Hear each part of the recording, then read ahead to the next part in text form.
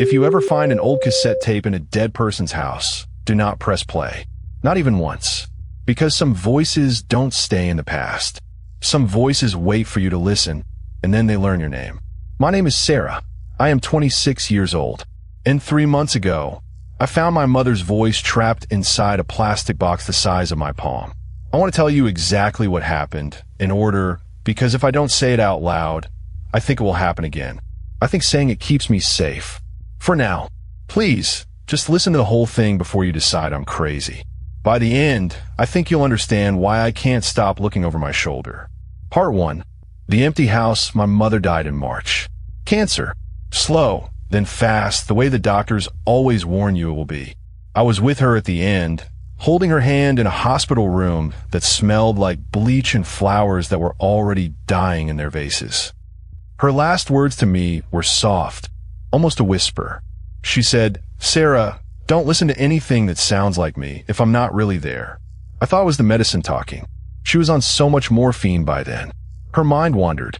She said strange things all week, about shadows in the corner, about a man standing by the window who wasn't there, about a song she kept hearing that nobody else could hear. One night she woke up gasping and told the nurse, very calmly, that someone had been sitting on the edge of her bed, humming, and that the humming had her own voice in it. The nurse wrote it down as a hallucination, one line in a folder full of similar notes, and moved on to the next patient. I held my mother's hand and told her she was safe, that I was there, that nothing could hurt her. I didn't understand what she meant. I still don't, not fully, but I understand enough now to be afraid. After the funeral, it fell on me to clean out her house. I'm an only child. My father left when I was young, and it was always just me and Mom in that small house on Maple Row with the creaky third step and the kitchen window that never closed all the way. I hadn't lived there in years, but walking through the front door again felt like stepping into a museum of my own childhood. Everything smelled like her perfume, like old paper, like dust settling on furniture that hadn't been moved in decades. Her reading glasses were still sitting on the arm of the couch, folded neatly, waiting for a woman who was never coming back to pick them up. I gave myself 2 weeks to sort through everything. Clothes to donate, furniture to sell, photographs to keep. It was slow, heavy work, the kind that makes your chest hurt, even when your hands are just folding sweaters. Some days I got through 3 boxes. Some days I sat on the floor of her bedroom and cried for an hour and got through nothing at all. On the 5th day, I went up into the attic. I hadn't been up there since I was a kid, maybe 10 years old, playing hide and seek with a cousin who has long since stopped speaking to the family. The attic was smaller than I remembered, low-ceilinged, thick with dust that floated in the one beam of light coming through a small round window. Boxes were stacked everywhere, some so old the cardboard had gone soft and brown at the corners. There was a smell up there too, something under the dust, something faintly sweet and a little bit rotten, like flowers left too long in stale water. I started opening the boxes one by one. Old baby clothes, folded so small they looked like they belonged to a doll. Photo albums with plastic pages gone yellow and cracked. A box of my father's old vinyl records, which surprised me. I thought she'd thrown out everything of his the day he left. And then, near the back wall, tucked behind a rolled-up rug that smelled like mothballs, I found a small wooden box I didn't recognize. It was old, dark wood, with a little brass clasp gone green with age. It wasn't locked. Inside, sitting on a bed of faded red velvet, was a single cassette tape. No label. No writing anywhere on it. Just a plain black cassette, the kind you'd find in a bargain bin at a thrift store. But it wasn't dusty like everything else in that attic. It looked clean, almost new, like someone had placed it there recently, even though the box around it looked like it had been sealed for 20 years, maybe longer. The velvet underneath, it hadn't even flattened the way old velvet does. It looked like the tape had simply appeared there, resting, waiting. I don't know why, but I picked it up and held it to my chest for a moment. The way you'd hold something precious. Something told me this mattered. Something told me my mother had touched this last, that her fingers had been the last fingers on its plastic edges, and that holding it made me a little closer to her. I should have left it there. I know that now. I think somewhere underneath all my grief, some small animal part of me already knew that too, and I ignored it because grief makes you deaf to your own warnings. Part 2. The first time I pressed play, I didn't have a cassette player. Nobody does anymore. So I drove to 3 different thrift stores before I found an old boombox, dusty and covered in stickers from bands that broke up before I was born. The man at the counter tested it for me, and it worked, the wheels turning with a soft mechanical hum, the little orange power light blinking on like a tired eye. That night, I sat on the floor of my apartment with the boombox in front of me, the tape already loaded inside. My hands were shaking a little, which felt strange for something so small. It was just a tape, probably an old mixtape, or maybe my mother reading me a bedtime story from when I was small. She used to record herself reading books for me when I was a baby, so I could hear her voice even when she worked late nights at the hospital where she was a nurse for almost 30 years. I pressed play. At first, there was only static, the hiss of old tape running through old machinery, that gray sound like rain on a tin roof. Then, slowly a voice came through. My mother's voice. Soft, warm, exactly as I remembered it, down to the small catch she always had in her throat when she was about to say something important. Sarah, the voice said, my sweet girl, if you're listening to this, then I'm already gone, aren't I? I'm sorry. I wanted more time. I always wanted more time with you. I started crying immediately. It felt like a gift, like she had left me one more conversation hidden away for me to find when I needed it most. The voice continued, talking about small things, how proud she was of me, how she remembered the day I was born, how the nurses had let her hold me for almost an hour before anyone made her put me down, how she hoped I would find someone who loved me the way she had once loved my father before things went wrong between them. It was beautiful. It was exactly what a grieving daughter would want to hear. It felt like being wrapped in a blanket that had just come out of the dryer, warm all the way through. The tape ran for about 10 minutes before it clicked off on its own, the reels stopping with a soft thud. I sat there in the dark for a long time afterward, holding the boombox like it was a living thing, replaying her words in my head, hearing her voice again and again in my memory. I listened to it 3 more times that night. Each time, it felt like a hug from beyond the grave. I fell asleep on the floor of my living room with the boombox still sitting beside me, the small orange light glowing in the dark like a tiny lantern, and for the first time since the funeral, I slept without dreaming. Part 3. Something is different the next evening. I wanted to hear her voice again.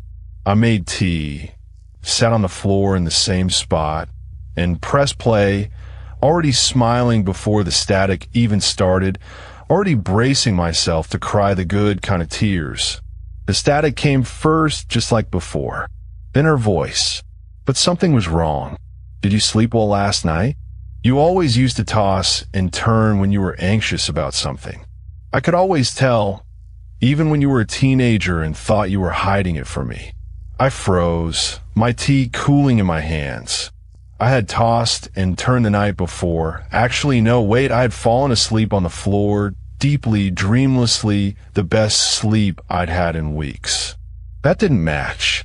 But more than that, the tape from the night before hadn't mentioned anything about sleep at all. It had talked about my birth, about my father, about hoping I found someone to love me. This was a different conversation entirely, a new one, layered on top of the old one like a second coat of paint. I told myself I was misremembering. Grief does strange things to memory. Maybe I had just forgotten a section. Maybe the tape was longer than I thought, and I hadn't listened all the way through the first time, and this was simply a part one had missed. The voice continued. I know you found the wooden box in the attic. I know you drove to 3 stores looking for something to play me on. You always were stubborn like that. Even as a little girl. Remember the time you refused to wear a coat in the snow because you wanted to prove you weren't cold?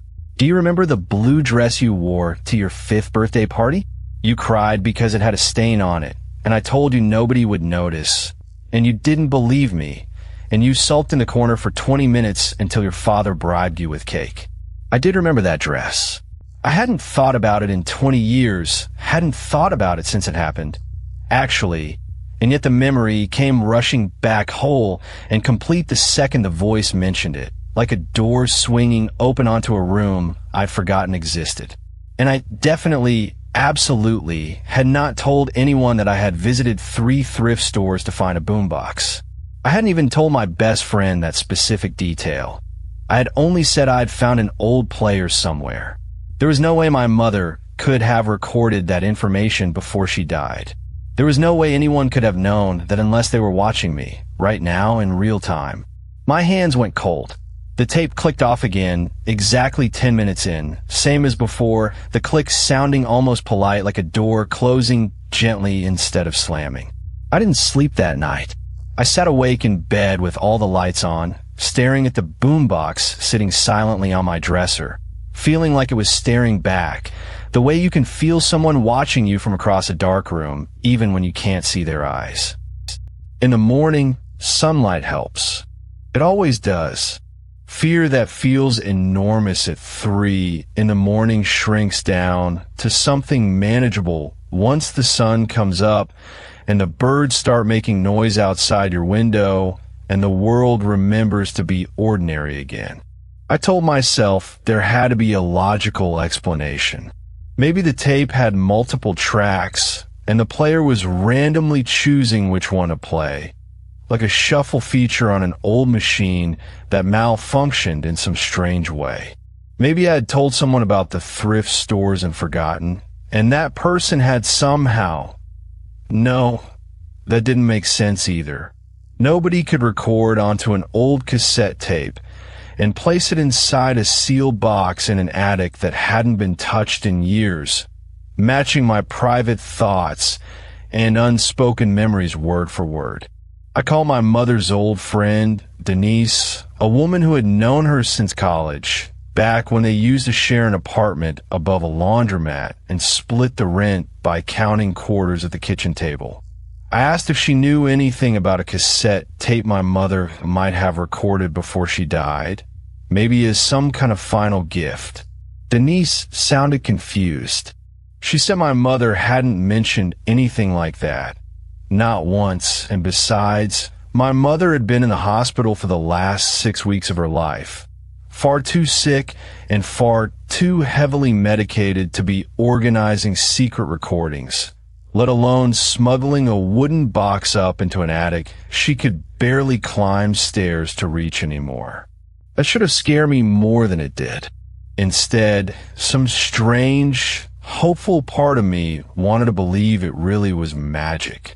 That my mother had found some way to reach me from beyond, to keep talking to me, to keep being my mother even after death, defying every rule of biology and physics just to stay a little longer in my life.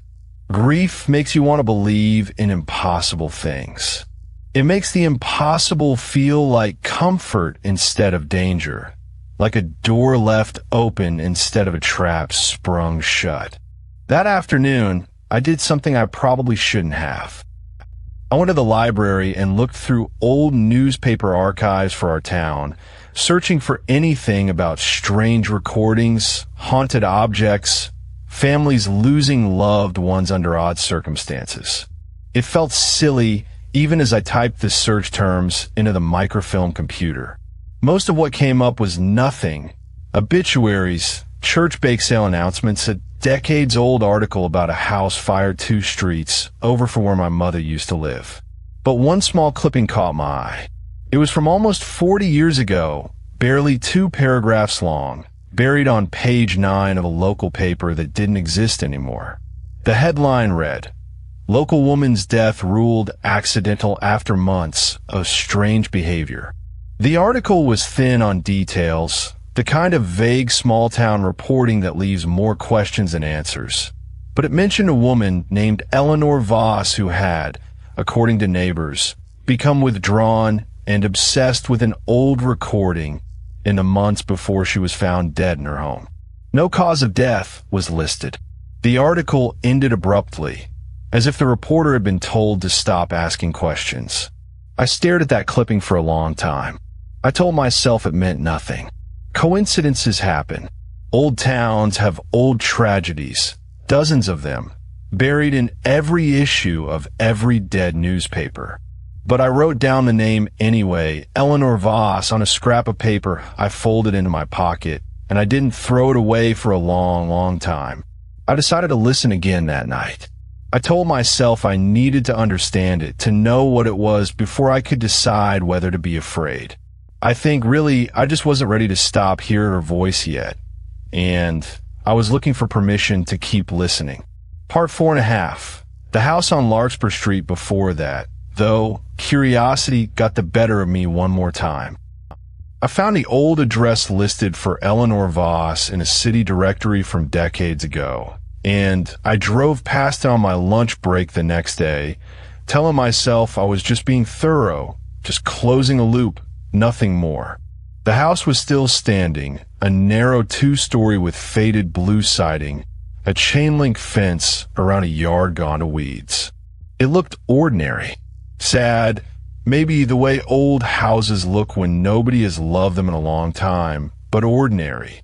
An old man was raking leaves next door, moving slowly, the way people move when their bodies have started arguing with them.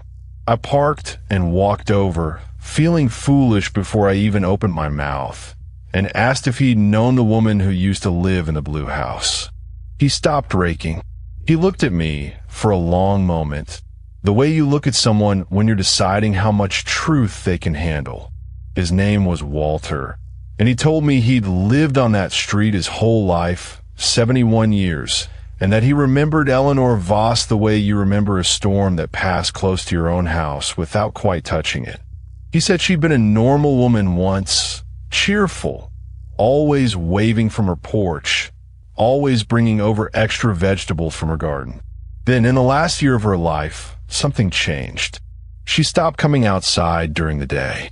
Her lights would be on at strange hours, 3, 4 in the morning, and Walter's late wife used to hear, very faintly across the yard on quiet nights, the sound of a woman talking to someone in an empty room. Talking like a conversation, he said, leaning on his rake. Back and forth. Except there wasn't ever anybody else in that house with her. Not after her husband passed. Just her and the girl. I asked about the girl. Margaret. Walter's face did something complicated, somewhere between sadness and something older and more careful than sadness. She stopped going to school, he said. Then Eleanor was gone. Found her in the kitchen one morning. They said, though nobody in this neighborhood ever believed the official word on how it happened. And the girl, he shook his head slowly. The girl was gone before the funeral. Family came and took her, people said. Relatives from out of state. I never saw her again after that, and neither did anybody else on this street. Not once. Not in 71 years. You'd think a person would come back, even once, to visit a grave. She never did. Or maybe she never could. I thanked him and walked back to my car on legs that didn't feel entirely like my own. I did not sleep well that night, long before the tape ever spoke to me about it directly. Something about the phrase, or maybe she never could, followed me home and sat in the passenger seat the whole drive back, and it has never quite gotten out of the car since.